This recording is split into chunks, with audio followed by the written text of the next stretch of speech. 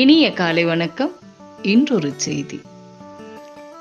இன்றைய நம் பதிவு சற்று யோசிக்கும்படியானது. உறவுகளின் முக்கியத்துவம் எப்படி இருக்கிறது என்பதை உணர்த்தக்கூடிய பதிவு. ஒரு கணவன் மனைவி. கணவனுக்கு உடல்நிலை சரியில்லை. அவர்கள் மருத்துவரிடம் செல்கிறார்கள். அவர் உடம்பை பரிசோதித்து விட்டு, இன்னும் 8 மணி நேரம்தான் நீங்கள் உயிரோடு இருப்பீர்கள், அதற்குள் உங்களுக்கு பிடித்தமான விஷயங்களை எல்லாம் செய்து கொள்ளுங்கள் என்று சொல்லிவிட்டார் மருத்துவர்.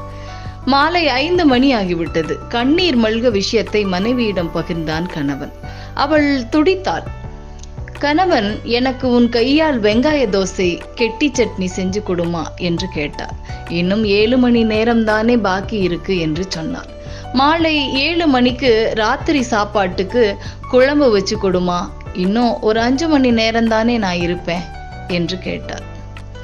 இரவு 10 மணிக்கு நல்ல பசும்பாலில் உன் கையால கொஞ்சம் டீ போட்டு கொடு, அதுவும் சக்கரை கொஞ்சம் அதிகமா போட்டு கொடுமா, இன்னும் 3 மணி நேரம்தான் நான் இருக்க போகிறேன் என்றார். இரவு 12 மணி ஆகிவிட்டது. மனைவி தூங்கிக் கொண்டிருக்கிறாள். தூங்கும் மனைவியை கணவன் எழுப்புகிறான்.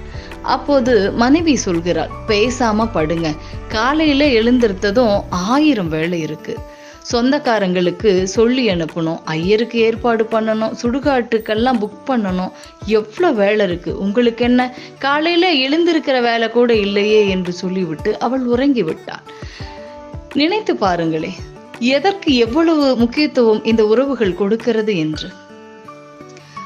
உனக்கானவை எதுவும் உன்னை விட்டு விலகாது. அப்படி விலகினால் அது உனக்கானது இல்லை என்ற அந்த தருணத்தை உணர்த்தும் போது மனிதனின் இதயம் கனத்து விடுகிறது.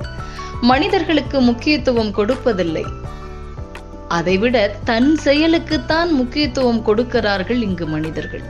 ஒருவரை அதிகமாக மதிக்கும் போதே அவரின் வார்த்தைகள் நம்மை அதிகமாக காயப்படுத்துகின்றன. இதிலிருந்து நாம் தெரிந்து கொள்வது என்னவென்றால், உனக்கு நான் எனக்கு நீ என்பது அன்பின் வரிகள். ஆனால் யாருக்காகவும் இங்கு யாரும் இல்லை என்பதுதான் அனுபவத்தின் உண்மை என்று சொல்லி இந்த நாள் உங்களுக்கு மிகச் சிறப்பான நாளாக அமைய என் வாழ்த்துக்கள்.